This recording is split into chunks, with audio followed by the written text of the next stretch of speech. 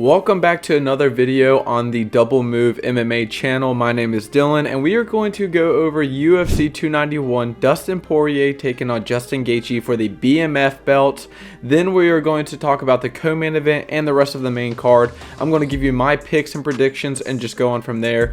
If you do not mind, please go to Double Move MMA on YouTube, this channel right here. I've got 322 subscribers. We're really trying to get that up. At least hit me to 1,000 by December. That's my goal. Check out all my videos. My latest video is John Jones taking on Stipe Miocic for UFC 295. Check that video out. Comment. Let me know what y'all think. Who do you think is going to win? I post in the community tab all the time. You know, click on the votes. Freaking, you know, just do some stuff. You know what I'm saying? Let's get started. UFC 291 is happening this weekend in Salt Lake City, Utah. The last time the UFC was in Salt Lake City, Utah, this right here happened. Usman, I gotta figure out my angles. Usman versus Edwards. Let me just get out the way. That happened the last time we were in Salt Lake City, Utah. Leon Edwards, 5th round, coming down to the last minute. Head kick, knockout. Usman's out forever, you know. Anyway, UFC 291. Dustin Poirier taking on Justin Gaethje. Let's just get into it. Two complete dogs. I don't like, for those who don't know, this is for the BMF belt. I don't really like the BMF belt. Not because I don't think it... This is going to be hard to say. I think it's great. And it is a good marketing tool, especially since the UFC now owns the WWE. I think it's great for marketing and for commercial purposes, as in, like, you know, adding more story to the UFC. But in representing, like, rankings and stuff like that, the BMF belt means nothing. It's complete shit. It's cool, but it doesn't mean anything. So that's why I don't like it. I kind of wish they would have just said, like, you know what, Dustin Poirier and Justin Gaethje, they're complete dogs. They're going to have their own main event rather than have to do the whole BMF thing to, like, justify paying $75 a month or $75 a pay-per-view card, you know. They had to, like, throw the BMF in there to make the money's worth, which it's not. But regardless, it is a great card. You should pay for it. But that's my only thing I don't like about the BMF belt. But Dustin Poirier, Gaethje 2, this is a rematch. The last time they fought, it was in 2018. Dustin Poirier won 4th round knockout. It was actually a crazy fight. I actually rewatched that fight like 2 days ago. And it was insane because, like, in the beginning, Justin Gaethje, you know, Dustin always had really good momentum and, like, pace throughout the first fight. But I felt like Justin's leg kicks and just, like, his simple 1-2 counters and then him pivoting into combination or into the range and throwing multiple combinations to Dustin Poirier, like, really showed, like, damn, Justin Gaethje is good. But then literally you're seeing in the 3rd to the 4th round, Dustin Poirier's, not only is he checking the leg kicks more, but he's adding more to it. He's not just sticking like a 1-2 and getting out. He was adding a lot to Justin and then ended up finishing him, which was insane. I do think that both of the fighters have gotten way better since the first time they have fought, but I do still stand that Dustin Poirier is better. I think Dustin Poirier, since the first time him and Justin have fought, he's gotten way better. He's lost to practically the same amount, or the same people that Justin lost to, right? Charles and Khabib. And I think Dustin is he's just a more technical fighter, I think. I think all around from his cardio to his jump off in the first round, striking is cleaner. All of the bases, I just think he's a tad bit better than Justin Gaethje. I do think Justin Gaethje does bring a different mental aspect to the game. He's more crazier. He's more willing to, like, say, screw it and just run in, and not literally run in, but go in and, you know, he's willing to throw and get hit a couple if that means he can knock you out. You know, I think Dustin is way more calculated. You watch him in the Michael Chandler fight. Michael Chandler had really good combinations going against him. Dustin Poirier was against the fence, rolling the entire time, slipping, and he got hit a couple of times, but then he'll do the Philly shell where you have your elbow tucked in horizontal and your right hand is still vertical and you're rolling. he was doing that really good against Michael Chandler. So I do think Dustin Poirier should be the favorite, which he is, -145 to a +125. But I do think he should be like considered like he should win. You know, it is MMA. Anything can happen. I don't really think this is like a toss-up, but it could be. But I do think at the end of the day, like Dustin Poirier is a much better fighter.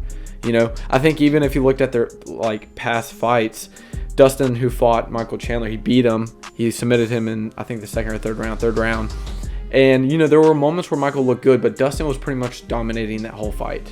If you look at Justin's last fight against Rafael Fiziev was clearly winning in the first round. And then in the second and third round, Justin started putting it together and mixing up the game, changing the game plan, and ended up beating Rafael Fiziev and just, you know, brutally beating him bad. After he was getting beat up bad in the first round, you know, in the third round, Rafael Fiziev couldn't do anything. The leg kicks were getting to him, the overhand rights. Justin was putting a lot together and then ended up beating Fiziev, which was very impressive. But I didn't think it looked as clean compared to Dustin versus Michael Chandler.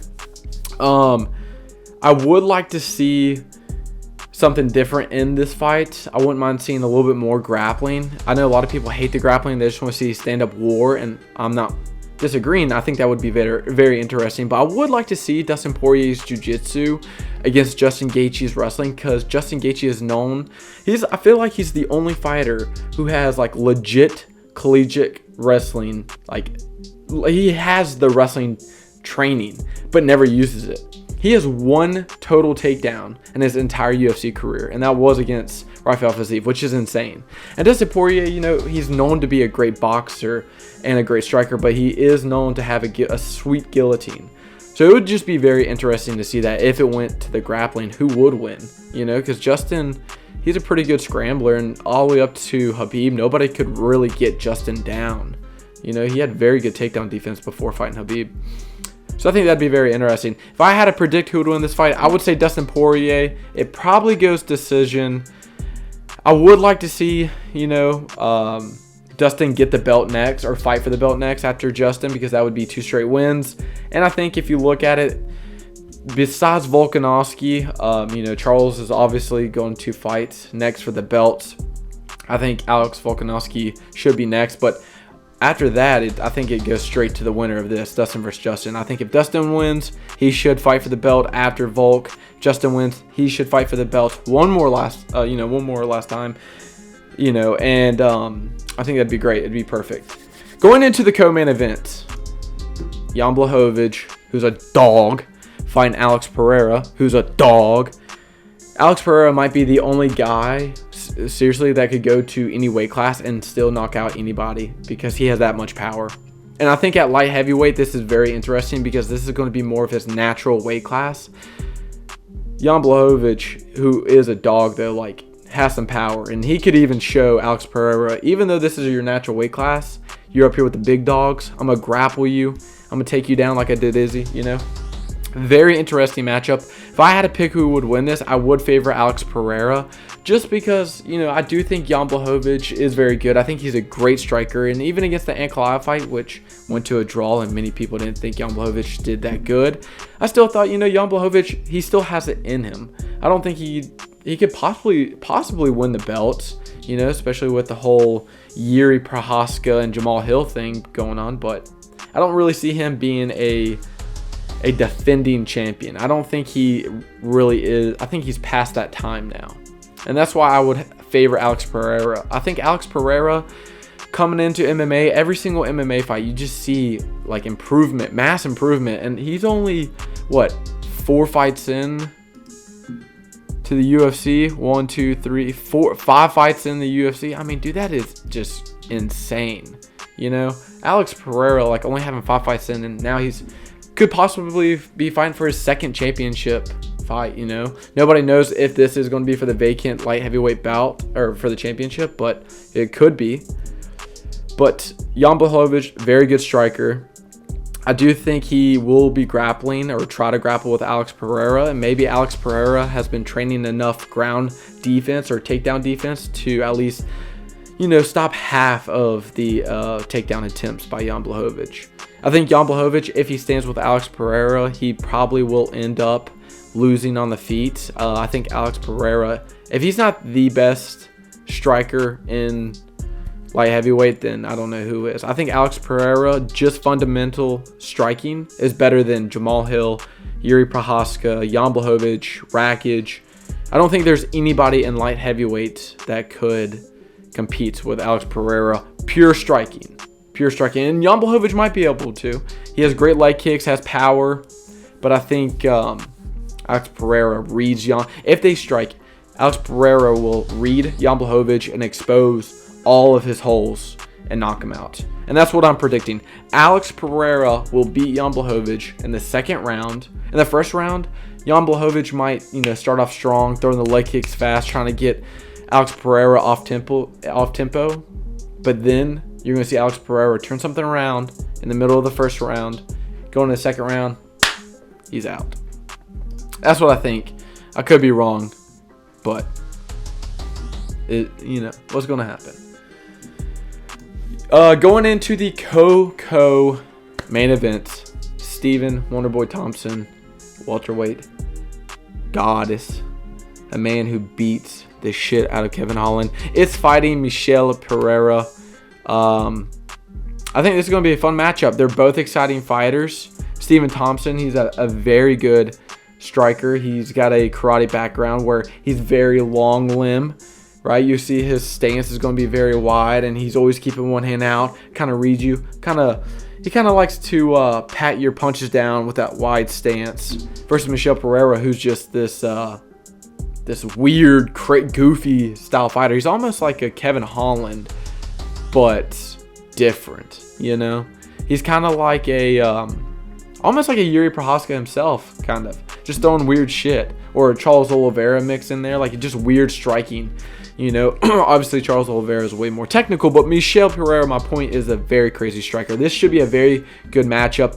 Wonderboy, this could be truly his last attempt at trying to go for that belt. I think the biggest thing with Stephen Thompson, with Wonderboy, is his grappling. It's always so shaky. I don't really think he has the best grappling, and that's what causes him to lose a lot of the fights. If you look at the Bilal Muhammad fight or Gilbert Burns, it was a lot due to the grappling affair. And even if Kevin Holland, if he would have just taken Wonderboy down and would have actually fought like all of his, game styles or whatever, he would have beat Wonderboy, I thought.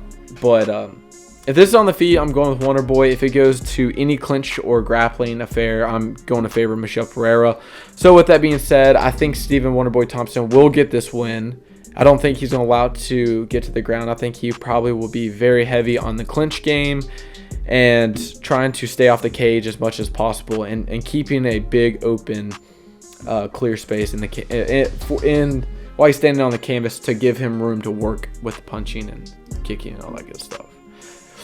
Going into the fourth fight, the second fight into the main card, Tony Ferguson, who's back after it was like a DUI or something, or flipped his truck. Something happened with Tony Ferguson.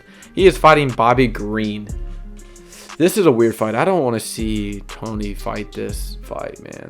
Like, he was once like one of my favorite fighters to watch, and I still enjoy watching Tony Ferguson, but now it's almost like a concerned, it's like your uncle who like clearly did some like shitty shit, and you're like trying to like get him back to like the normal life. Like, hey man, like, are you good? Like, you might need to take some time off. Maybe you consider like retiring or quitting.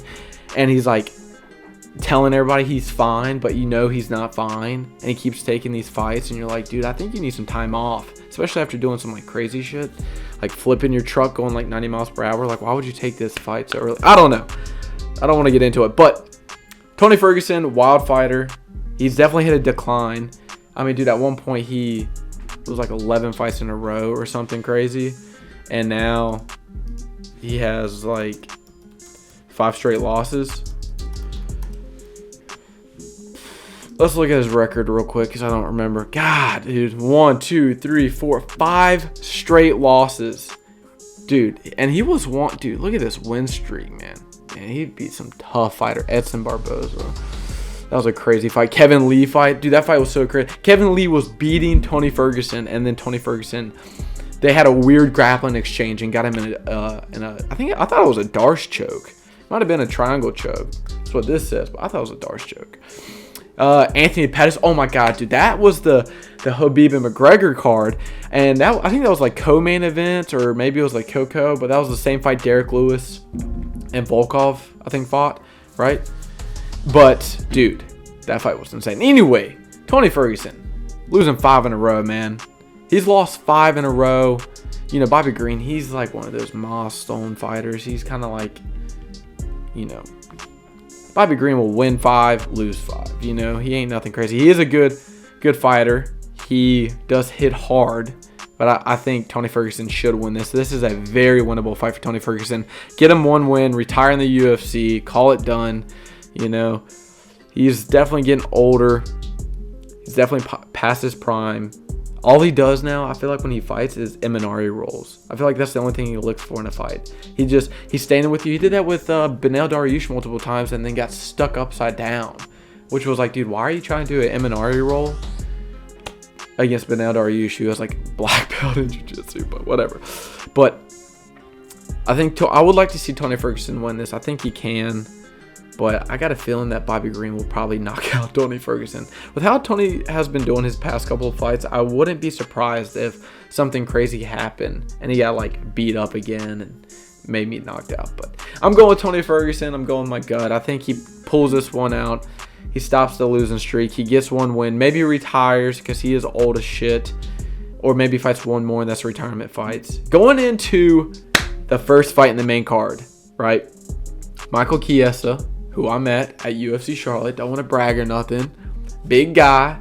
He was at the broadcasting table. Really cool guy.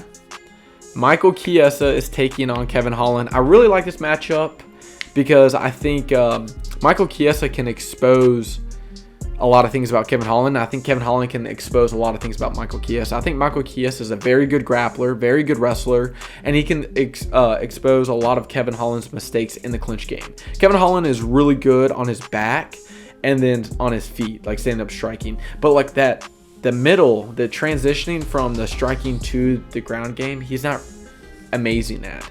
And I think Michael Chiesa can expose and win if he exposed that middle transitioning part against Kevin Holland, which I would recommend probably, you know, low amount of strikes at range, but then you're blitzing kind of like a Romero or like a Whitaker style, or even like TJ Dillashaw, where you're blitzing with a couple of punches and adding a kick and then hurry up and clinch up. You know, now with Michael Chiesa, I think he's a great fighter. He's a really good grappler, but I think his striking is very off. I think he doesn't put everything together, and I feel like he kind of does look chunky when he's striking with someone. So I think Kevin Holland, who's a very wild, very crazy striker, can expose a lot about Michael Chiesa. I think Kevin Holland should win. He should win this fight, but I am going with Michael Chiesa. I just feel like Michael Chiesa, you know, he hasn't been on the greatest side. I'm going with hope on this one. Not. If I went with like, I think more knowledge, the smarter way would be to bet on Kevin Holland, but I would like to see Michael Chiesa win, so I'm going to put my bet on him. I think he might expose Kevin Holland's grappling, but if you had to make a side bet and you need to win some money, put it on Kevin Holland, because his striking is really good, and like I feel like since he is at welterweight, he might be able to, like, you know, he's using his size more now to defend takedowns, which is better than at, you know, middleweight. But I'm going with Michael Chiesa. So my 5 picks: Dustin Poirier, he's winning by decision. Alex Pereira, winning by knockout, 2nd round. Stephen Wonderboy Thompson, he's winning. That's a decision win. He's going to outpoint Michel Pereira. I'm going to go with Tony Ferguson. I'm going to say he does something crazy. I'm going to say he chokes out Bobby Green. 2nd or 3rd round, it's going to be a late submission.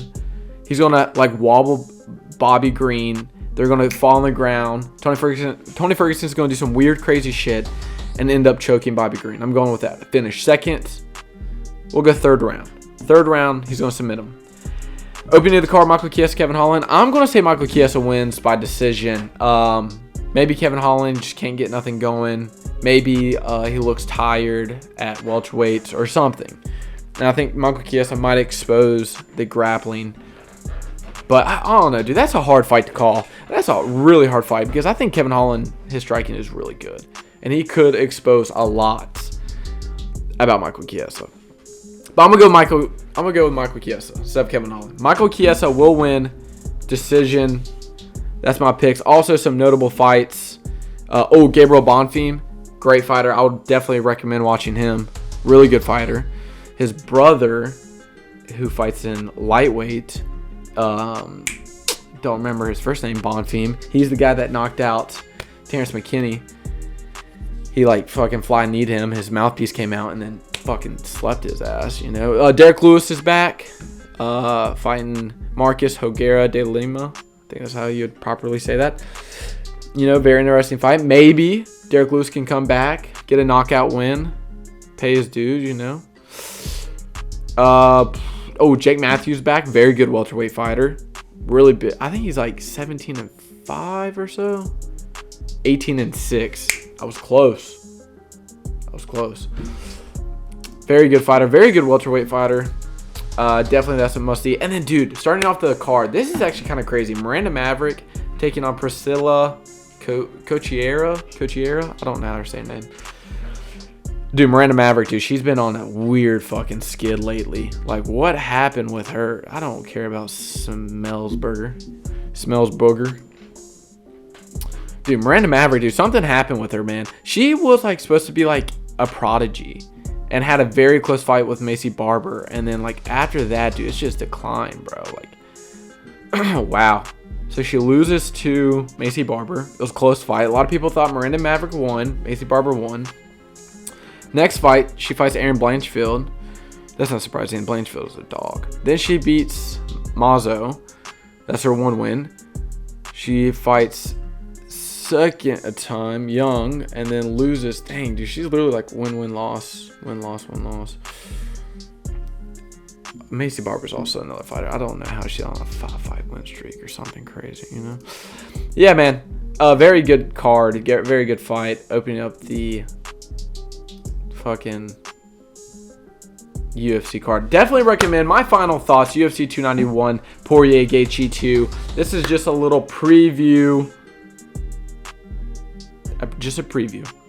This is just a trailer to what's going to be happening on Saturday. We're going to fucking throw down and have a party.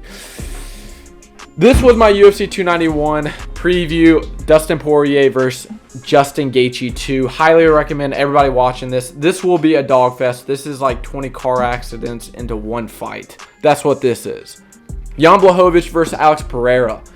This is two gladiators getting thrown into a coliseum with hundreds of thousands of people watching them beat the shit out of each other. Watch this card.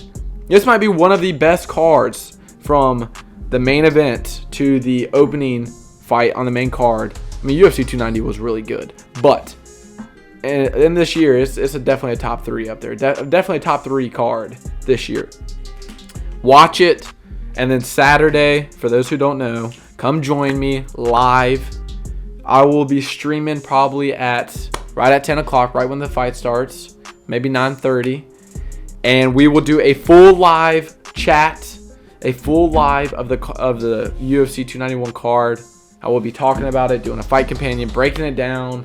I might think of something crazy to do, and we're going to get that going. I have now been going for almost 25 minutes, so I'm going to end this. Thank you so much for watching. Hope you enjoyed. Like, comment, and subscribe.